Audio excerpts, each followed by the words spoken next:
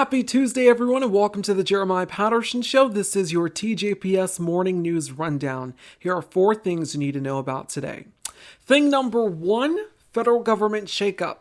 During World War II, LGBTQ plus individuals were excluded from serving in the U.S. military. If you were closeted, you had to conceal it for the most part as it was deemed incompatible with military service. After the war, you could serve but would essentially immediately be discharged if found out or suspected to be in the closet or proudly embracing it.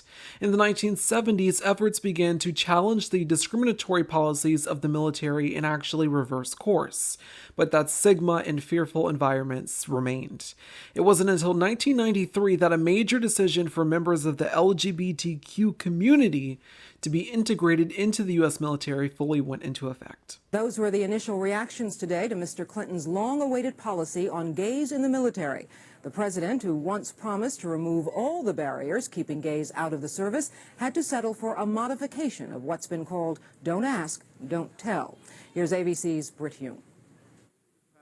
The new policy he was about to announce to a room full of senior military officers was not the one he had promised, but it may have been the most he could do and still have the support of the Joint Chiefs of Staff, who were arrayed behind him on the platform. The president was at once ordering the new policy and trying to convince his audience to accept it. The policy I am announcing today is, in my judgment, the right thing to do and the best way to do it. Servicemen and women will be judged based on their conduct, not their sexual orientation. That was reporting from ABC News on July 19, 1993, President Bill Clinton permitting gay people to serve in the armed forces. Disheartening that your identity had to be concealed, yes, but progress was still made. In 2010, President Barack Obama repealed the Don't Ask, Don't Tell Act and allowed LGBTQ individuals to serve openly and proudly.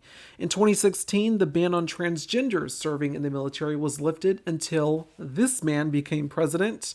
From 2017 to 2021, the Trump administration had restrictions on transgender individuals serving the military. When Joe Biden and Kamala Harris took office, they revoked that, and upon getting reelected, you guessed it, he's going for it. Trump is on the cusp of signing an executive order to ban transgenders from serving their country. In addition, banning DEI in the military, among other things, including reinstating troops to refuse the coronavirus vaccine. Pete Hegseth, former Fox News host and now our nation's Secretary of Defense, after being accused of sexual abuse and emotional abuse as well as alcohol addiction, said that there are more executive orders to come. We're going to have a special report coming out this weekend on Trump's cabinet officials and all the mess and the shenanigans around that, as many of them are being confirmed this week. There's a lot you need to know about who's going to be in the presidential cabinet.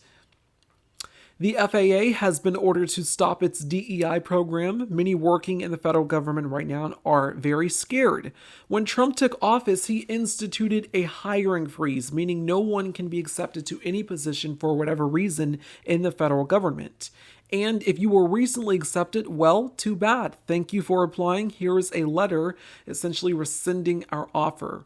He has threatened to fire more than 99,000 IRS workers. Talk about decapitating the administrative state. I mean, this is Project 2025 full in effect. A huge shakeup in the federal government right now. That's thing number 1. This is thing number 2, trade war and mass deportation. After previously rejecting deportation flights, Colombia will now accept them after reaching an agreement with the White House. And so the trade war involving tariffs between the two nations ceased to exist as of for now. ICE has made more than 3,500 arrests during Trump's first week in office, including arresting legal residents in the country. In Arizona, mass deportation raids are starting there. A school district has issued a letter as widespread panic and concern has begun. Quote, "We understand that this news may be concerning for some of our students, families, and employees. As always, the safety and well-being of our students remains our top priority. Tempe Elementary is focused on providing quality educational experiences in safe and carrying learning environments." End quote. In Chicago, Dr. Phil apparently is riding along with ICE as they do these raids. It's weird. I mean, he did endorse Trump, but why is a self-proclaimed TV doctor with no actual legitimate medical or educational achievement to warrant that distinguished title, actually being involved in this process here? I'm not sure, but this whole thing is a total and complete hot mess. But it's also enraging and dangerous. Of course, in Texas, ICE raids are continuing, with North Texas having 84 arrested. The Texas Governor Greg Abbott is going to be using the DPS troopers, as well as the Texas National Guard to assist in Trump's immigration plans. This was in the protest. These essentially were protests here in the streets of Dallas yesterday. The community pushing back and making their voices heard that they are strictly against mass deportation.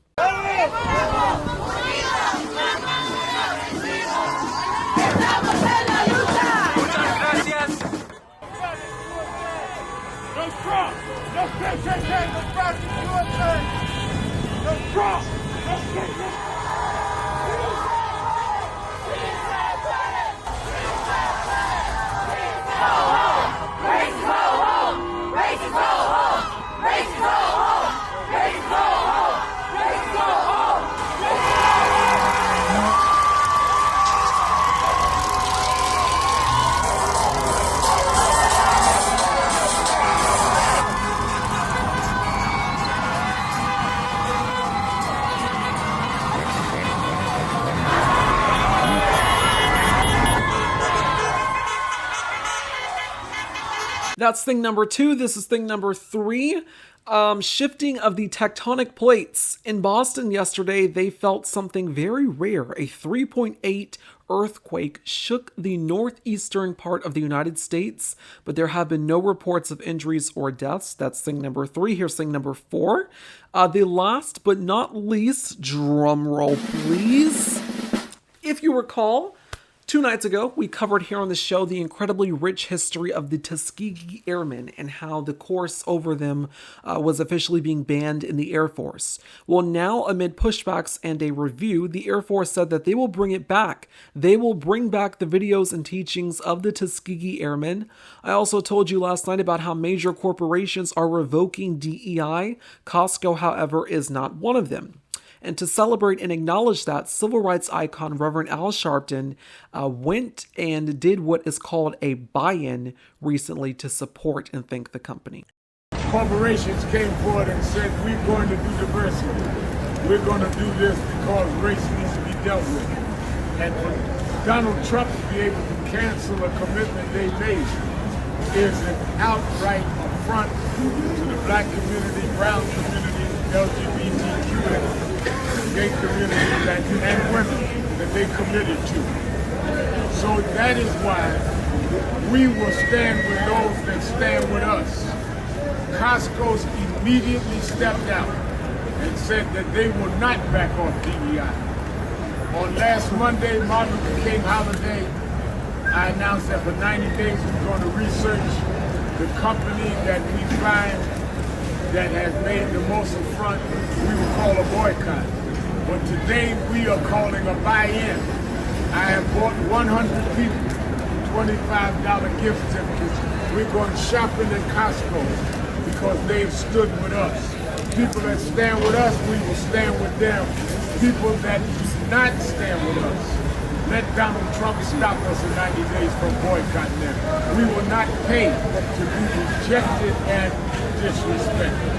Thank you. Some good news in these desolate and excruciating times. However, there are some who evidently do not want it to be that way. Check this out. Republican attorney generals are calling for Costco to abandon its DEI program. Quote, 19 Republican attorney generals have called on Costco Wholesale to abandon its diversity, equity, and inclusion policies, citing concerns about discrimination and legal risk. This comes after 98% of the U.S. retailers' shareholders voted last week against a proposal requesting a report on the risk tied to its diversity and inclusion inclusion initiatives, pushing back against the growing scrutiny such policies face. State officials, in a letter to Costco's top boss, Ron Vacris, accused his company of doubling down on policies they allege violate merit-based principles and federal law.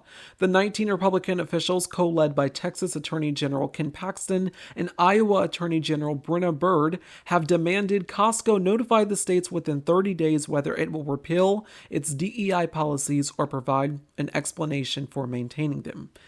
End quote. We will be watching, as that is going to be a live and major story depending on Costco's decision. Of course, Costco has garnered lots of praise, specifically among the Black community, for doubling down on their DEI program, something that lots of companies are revoking and pulling back.